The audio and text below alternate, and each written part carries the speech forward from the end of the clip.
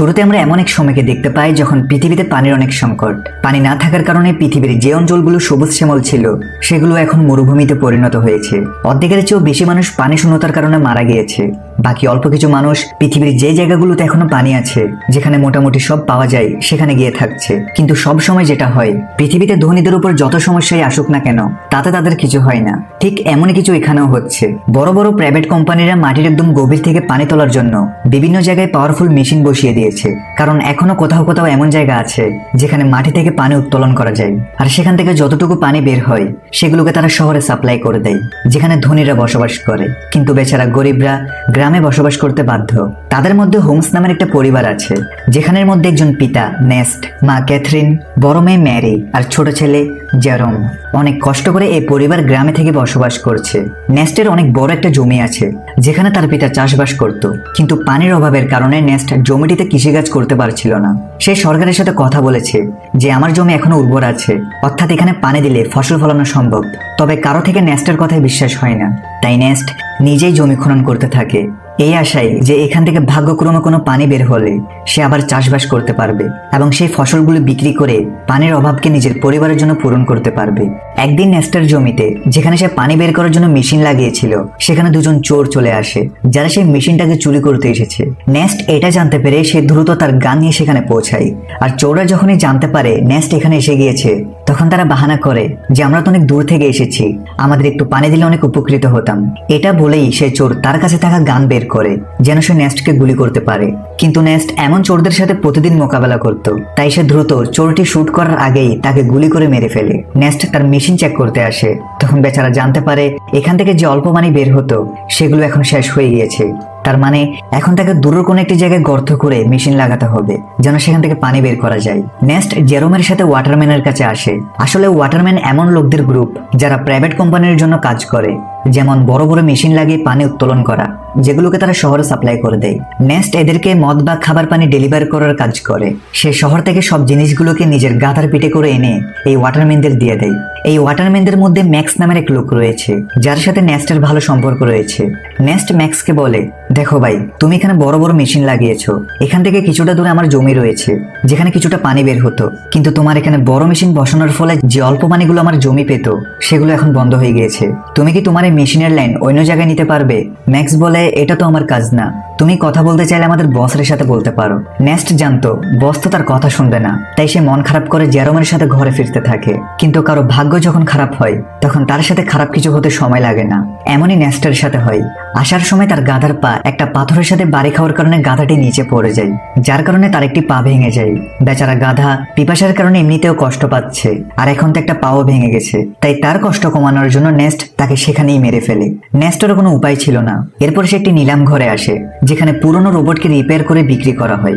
নেস্টও এমন একটা রোবটকে কিনতে এসেছিল যেন সে সামনে থেকে ডেলিভারির কাজগুলো করতে পারে। এখানে নিলামের মধ্যে ফ্ল্যাম নামের এক ছেলে রোবটের জন্য বিট করতে আসে, কিন্তু শেষ পর্যন্ত নেস্ট সেই রোবটটা পেয়ে যায়, যেটাতে নেস্ট আর জেরোম অনেক খুশি ছিল যে যাক, কোনো কাজের একটা জিনিস হাতে এসেছে।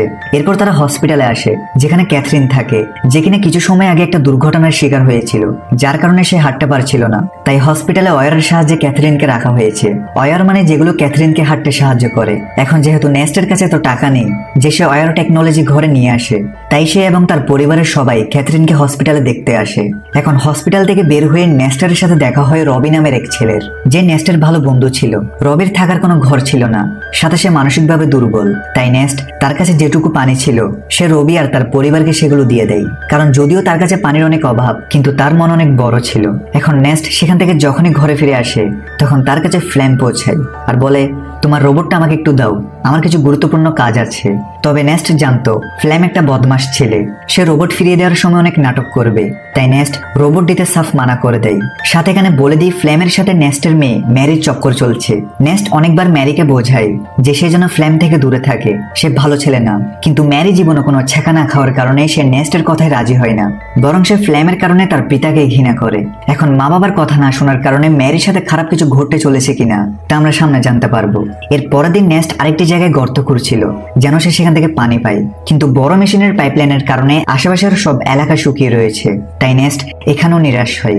নেস্ট গর্ত খোঁড়ার সময় সে জেরোমের সাথে কথা বলছিল। সে বলে, আমি যখন শহরে গিয়েছিলাম তখন সেখানে আমি একটা মেয়েকে দেখেছিলাম যার চুল তো ছোট কিন্তু দেখতে খুব সুন্দর। এখন তুমি বড় হয়ে গিয়েছো, তুমি বললে তার সাথে তোমার ফিক্স করিয়ে দিই। না জানি এমন অবস্থায় আমরা আর কতদিন বেঁচে থাকতে পারবো, তাই আমাদের কাছে যত সময় আছে সেগুলোকে আমাদের ভালোভাবে কাটানো উচিত। আর এইভাবে নেস্ট আর তার ছেলে কথাবার্তা বলে ভালো সময় কাটায়। এরপর নেস্ট যখনই ঘরে আসে তখন ম্যারি বলে, আমার টাকা চাই বাবা, আমি ফ্লেমের সাথে যাচ্ছি, আমার এখানে দম বন্ধ হয়ে যাচ্ছে। নেস্ট বলে, দম বন্ধ হয়ে যাচ্ছে মানে? আমি ছোটকাল থেকে তোমাকে লালন পালন করেছি, তোমাকে সব দেওয়ার চেষ্টা করেছি, তবুও তুমি এমন কথা বলছো? কিন্তু ম্যারি তো উপর থেকে জবাব দেয়। সে বলে, আমরা এখানে বাস করছি না, বরং সার্ভাইভ করছি, আমি এমন জীবন চাই না। নেস্টের লাখ বোঝানোর পরও যখন ম্যারি মানে না, তখন নেস্ট ম্যারিকে একটা রুমে বন্ধ করে জানালাতে প্যারেক মেরে দেয় যেন সে ফ্লেমের সাথে দেখা করতে না পারে। যার পরে নেস্ট যখনই সাপ্লাই দেওয়ার জন্য শহরে যাচ্ছিল তখনই সে জানতে পারে তাদের গ্যারেজ থেকে রোবট গায়েব। এটা দেখে তার অবস্থা খারাপ হয়ে যায়। সে টেনশন করতে থাকে। সে বুঝতে পারে এই কাজটা ফ্লেম ছাড়া আর কেউ করতে পারে না। তাই সে সেখান থেকে দ্রুত ওয়াটারম্যানের কাছে আসে যেন তাদের জিজ্ঞাসা করতে পারে যে ফ্লেম এখানে এসেছে কিনা। কিন্তু সে সেখানে আসতেই ম্যাক্স আর বাকি ওয়াটারম্যানরা মিলে তার উপর আক্রমণ করে দেয় আর সবাই মিলে তাকে মারধর করতে থাকে। তাদের কথা অনুযায়ী তুমি আমাদের সাপ্লাই চুরি করেছো, যেটা আমাদের কষ্ট অর্জিত ছিল, সেটা হয়তো তুমি অন্য কোথাও বিক্রি করে দিয়েছো। নেস্ট বলে, আর এটা কি বলছো তুমি? আমি তো নিজে জিজ্ঞেস করতে এসেছি যে ফ্লেম আমার রোবট এখানে নিয়ে এসেছে কিনা, কিন্তু উল্টো তোমরা আমাকেই মারছো। নেস্ট বুঝতে পারে অবশ্যই ফ্লেম নেস্টের বদলে সাপ্লাই নিয়ে নিয়েছে আর সেটা ওয়াটারম্যানদের দেওয়ার বদলে চুরি করে অন্য কোথাও নিয়ে গিয়েছে। তাই নেস্ট যেমনি করে ওয়াটারম্যানদের থেকে নিজেকে ছাড়িয়ে ফ্লেমকে খুঁজতে থাকে। আর বেশ কিছুক্ষণ খোঁজার পর সে ফ্লেমকে পেয়ে যায় এবং নেস্টের সন্দেহ সঠিক ছিল, ফ্লেমই সাপ্লাই চুরি করেছে আর সেটা সে আরামে খাচ্ছিল। তাই নেস্ট গান পয়েন্ট করে ফ্লেমকে ভয় লাগায় আর তাকে ওয়াটারম্যানের কাছে নিয়ে যেতে থাকে এটা বলার জন্য যে সাপ্লাই আমি নয় বরং ফ্লেম চুরি করেছে। কিন্তু হাঁটতে হাঁটতে তারা অনেক ক্লান্ত হয়ে যায়, বিশেষ করে নেস্ট, সাথে তার পানীয় শেষ হয়ে গিয়েছে। তাই ফ্লেম তাকে লোভ দেখায় যে আমি সাপ্লাই থেকে কিছু মদ খেয়ে ফেলেছিলাম, এখন অল্প কিছু মদ বাকি আছে, বলো তো আমরা সেগুলোকে অর্ধেক করে খেয়ে ফেলি। ওয়াটারম্যানের সর্বোচ্চ হয়তো আমাদের মারবে, কিন্তু যদি আমরা এখানে কিছু পান না করি তাহলে আমরা অবশ্যই মারা যাব। এটাতে নেস্ট রাজি হয়। কিন্তু যখনই সে ফ্লেমকে রশি থেকে মুক্ত করে তখন ফ্লেম তাকেই হামলা করে বসে। বেচারা নেস্ট আগে থেকে অনেক তৃষ্ণার্ত ছিল আর এখন মার খাওয়ার কারণে তার অনেক রক্তক্ষরণ হতে থাকে। এরপরে ফ্লেম জোর করে সব মদগুলোকে নেস্টের মুখে ঢেলে দেয় যেন ওয়াটারম্যান যখন তাকে দেখবে তখন তাদের বিশ্বাস হয়ে যায় যে নেস্টই সাপ্লাই চুরি করেছে আর সেই তাদের মদ খেয়ে ফেলেছে। এছাড়াও ফ্লেম নেস্টকে মেরে মেরে রোবটের সাথেই বেঁধে দেয় যেন সবাই বুঝতে পারে রোবট আউট অফ কন্ট্রোল হয়ে নেস্টকে আক্রমণ করেছে, যার ফলে তার মৃত্যু হয়ে যায়। আর এটাই হয়, বেচারা নেস্ট মারা যায়।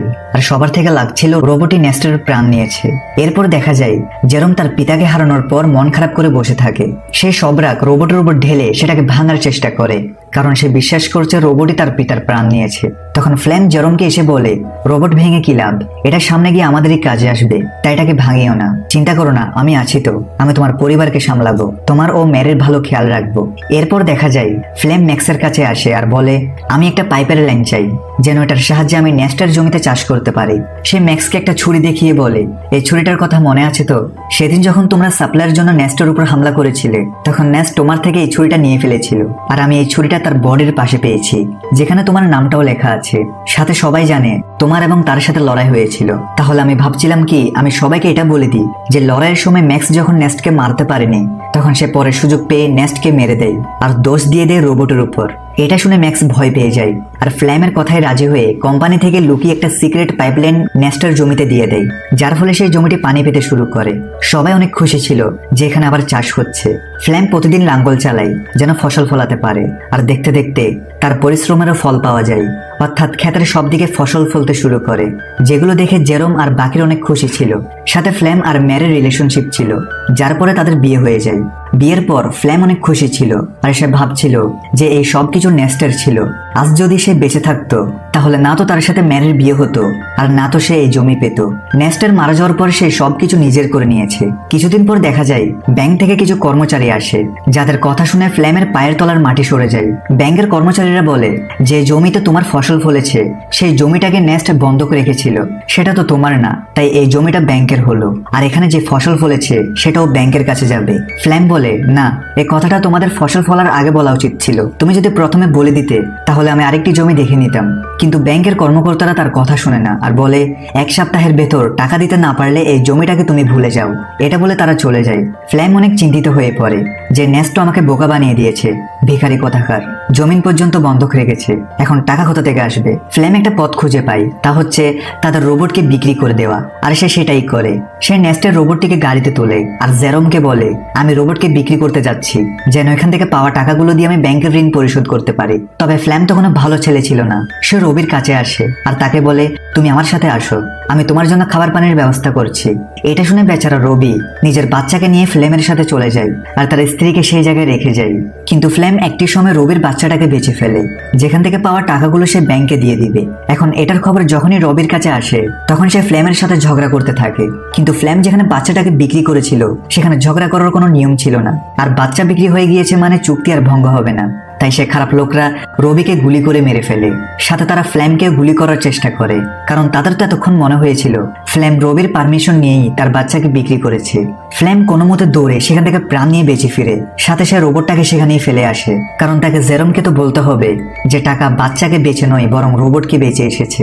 নেক্সট এমনিতে তো ম্যারিকে ফ্লেমের সাথে যেতে মানা করেনি। যাই হোক, এরপর দেখা যায় ব্যাংকের ঋণ পরিশোধ করার পর ফ্লেম জমিটা আবার পেয়ে যায়।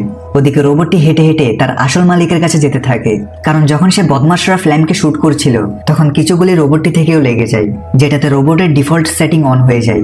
আর এই জন্যই সে তার অরিজিনাল অনারের কাছে যেতে থাকে, যে কিনা শহরে থাকে। অনারের নাম হচ্ছে ক্যালভিন।